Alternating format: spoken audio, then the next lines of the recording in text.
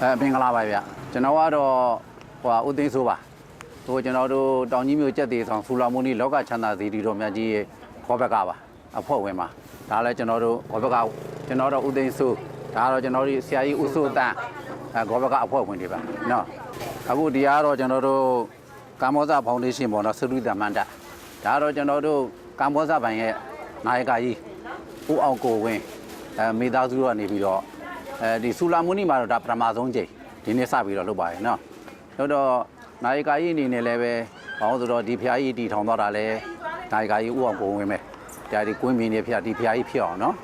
လှုပ်သွားတဲ့ခါကျတော့သူ့ရဲ့ဖျားမှာလာတဲ့ဖျားဘူးတွေပေါ့နော်အားလုံးအေးချမ်းချမ်းတာနဲ့စားသုံးတိုင်းအောင်ဆိုပြီးတော့စရုတီတာပေါ့နော်ကျွန်တော်တို့9ရက်တီတီစရုတီတာကျွေးမွေးလုပ်မှာဖြစ်ပါတယ်နော်တော့9ရက်လုံးမှာလည်းပဲမနေ့ကဆိုလို့ရှိရင်ကျွန်တော်စတင်ပြောမယ်ဆိုရင်မနေ့က73ရက်4လ2016မှာဆိုရင်ကျွန်တော်တို့10နာရီကနေပြီးတော့ညနေ6နာရီထိကြားကျွန်တော်တို့ဟာပေါ့အဲ့မှာကျွေးမွေးရဆိုကြောက်ကြောအချော်ရည်နဲ့မနေ့ကလုပ်ခဲ့တယ်နောက်ရေးတမ်းမှုတွေကုသလုပ်တယ်နောက်ဒီကနေ့မှာဆိုလို့ရှိရင်ကျွန်တော်တို့ခု10နာရီမကြခင်ချိန်မှာစတင်ပြီးတော့ကျွေးမွေးတော့မှာဖြစ်ပါတယ်အဲ့ဒါတော့ဘာလို့ဆိုရင်ကျွန်တော်တို့ကြာစမ်းကြော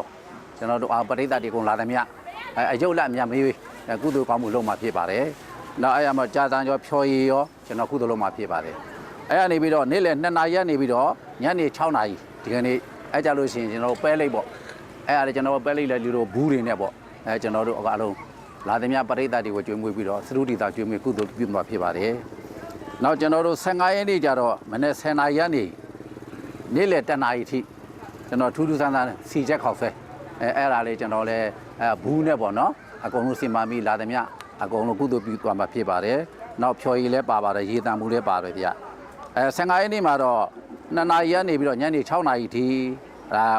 ထူးထူးခြားခြားပေါ့ပဲပလာတာအဲ့ဒါနဲ့အားလုံးပရိသတ်တွေကိုဘူးတွေနဲ့ထည့်ပြီးတော့ကုသိုလ်ပြုမှာဖြော်ရည်လည်းပါပါတယ်ဗျနောက်ရေတံမှုလည်းပါပါတယ်နောက်ကျွန်တော်တို့16ရက်4လ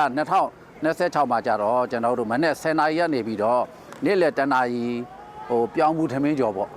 ရိုးရပြက်ကလေးပြောင်းမှုထမင်းကြော်နောက်ဖြောရည်အဲ့ဒါလည်းကျွန်တော်တို့ကျွေးမွေးအခမ်းပါမှာဖြစ်ပါတယ်နောက်ညနေ2နာရီကနေပြီးတော့6နာရီကျတော့ကျွန်တော်တို့ပလာတာပေါ့ကြားနဲ့ရောလုပ်မယ်နောက်ပဲနဲ့လည်းလုပ်ပြီးအဲ့လုပ်ပြီးတော့အားလုံးစရုတီတာကျွေးမွေးသွားမှာဖြစ်ပါတယ်နောက်ကျွန်တော်တို့16ရက်နေ့စန်း1ရက်နေ့မှာကျတော့အဲ့ကြတော့ကျွန်တော်တို့7နာရီကနေနေ့12နာရီအထိပါပဲကျွန်တော်တို့ခုကြောက်ကြောဖြော်ရည်များနဲ့ကုသိုလ်ပြုလုပ်မှာသွားမှာဖြစ်ပါတယ်အားလုံးအယုတ်လက်မြန်ပြီးနော